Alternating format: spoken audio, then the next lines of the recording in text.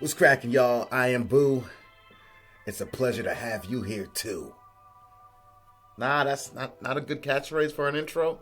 I'll figure something out. Inside Edition reports passenger says she was groped by a Lyft driver. Let's see what this is about, man. Crazy times today. She needed to get home from a girls' night out, so she took a ride share. Never in a million years thinking something this horrifying would happen. The driver got her home, but she says he then groped her on the front porch. Now the woman is speaking with our Amber Cogliano, and we warn you the video is upsetting. Okay. It's a video that will leave you outraged. Right here. A rideshare driver appears to be groping his passenger's breasts as he helps her to her front door. Her purse is draped around her neck, and you can hear her dog barking inside her house as she slurs her words. Are you an Uber driver? He put his hands around her waist. She's gone. She is gone. She's so drunk, I'm sure she doesn't even feel where his hands are.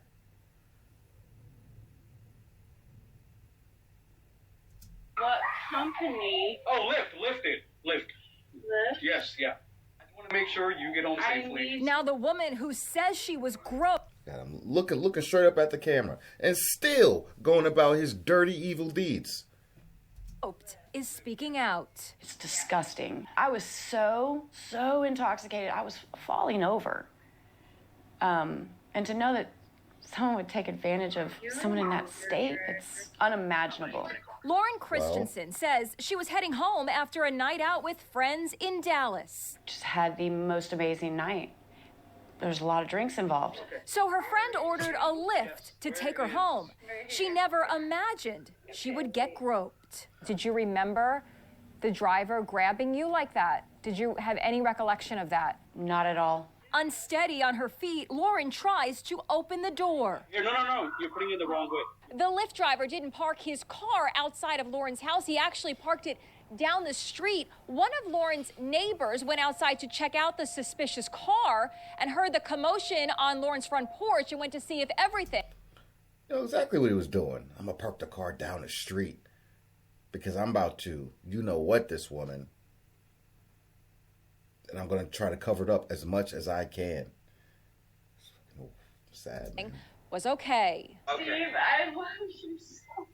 You're welcome. I just want to make sure everything's all right. I told him, listen, I said, that's my neighbor, and I'm watching over her. And he took off. Do you feel your neighbor saved you? Absolutely. The next morning, Lauren saw the video on her home surveillance camera and went to police. I had to call my daughter. I was so embarrassed to tell her how drunk I was. And she immediately was like, Mom, no.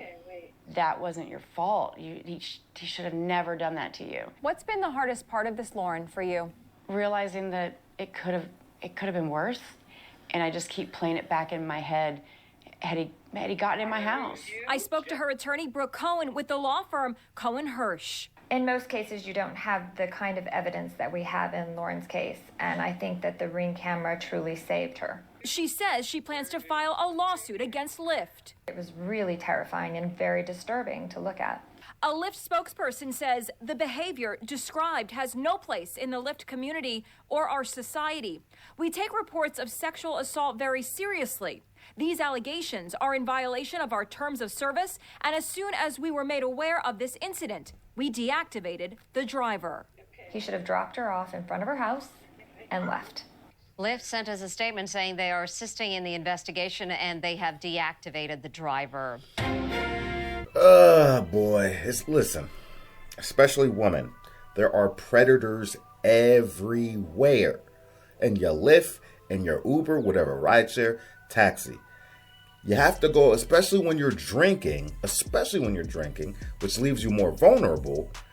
You have to have a solid plan and then a backup plan to that solid plan, and maybe a backup plan to a backup plan. I'm a dude. 90% of the time, nobody's going to mess with me.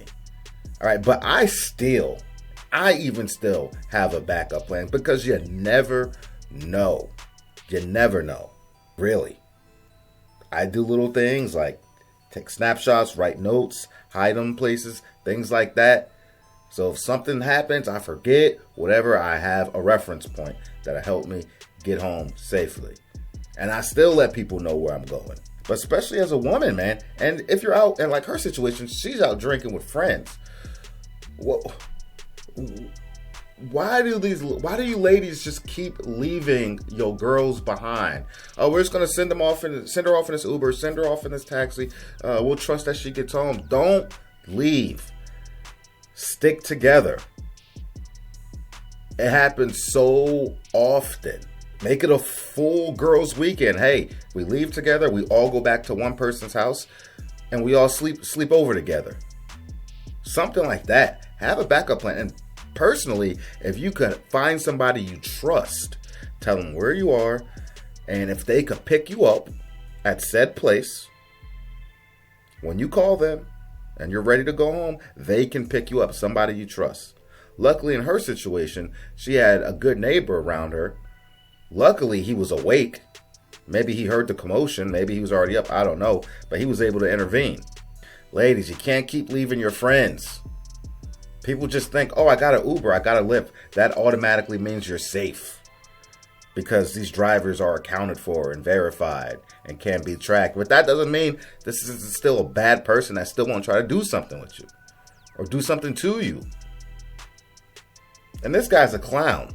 Maybe he thought she was so drunk after he did what he had to do, she wouldn't remember anything. I'm sure that was his mindset while he continued to move forward with that. Even after acknowledging there's a security camera there, making eye contact with it, he was still on go mode. Bro, extremely aggressive. Extremely aggressive. And I'm sure his argument will be, well, she never said no. She never told me stop or didn't say no. Or said no, excuse me. Come on, man. I'm not saying it's the woman's fault. Of course it's not. She was a victim. But as human beings, especially women that are typically preyed upon by sexual predators, you have to do everything you can to help protect yourself and prevent situations like this from happening. You have to take it upon yourself. It's sad it has to be like that. It shouldn't have to be like that. But there are bad people in this world. There are evil people in this world. There are predators in this world that go about their day praying, looking for the right moment to strike. Unfortunately, this is the world we live in. Unfortunately. So we have to equip ourselves and prepare ourselves to protect ourselves. Have a plan, have a plan, have a plan, have a plan, have a plan, have a plan. These drivers out here, these professional drivers, they're not all angels. In fact, some of these guys specifically start driving for these companies to prey on people. Specifically. There are people that is how they maneuver. She might not have been the first one for him. It's very unfortunate that had to happen to that lady. It really is. It really is. Very unfortunate. And it's horrifying because these people know where you live. Right? So it's like, this guy knows where I live now. It's hard to sleep at night, knowing he's still out there. Now, I hope she has some type of good security system in her home. If I'm out hanging out with my female friend, I don't care if she's single. I don't care if she says, I'm going out, hopefully I can meet a guy that I can talk to in the future. I don't care. I'm not letting her go home like that. I will make sure she gets to her house personally, whether we both in the Uber drunk. I'll make sure she gets home, and then I'll call myself a Uber back to my house if I'm not staying with her. That's all I gotta say about it. That's a wrap for today's episode. I appreciate each and every one of you for stepping in, showing your love, showing your support, and I mean that from the bottom of my heart. Now, I could sit here and smack you all around with the generic like, comment, subscribe BS, but nobody gives a damn about that. So do whatever the hell you want to do, because you're going to do it anyway. Now, I'm going to give you to the count of 10 to get your ugly, yellow, no good keister off my property before I pump your guts full of lead.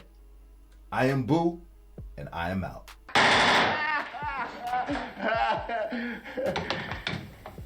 Keep the change, you filthy animal.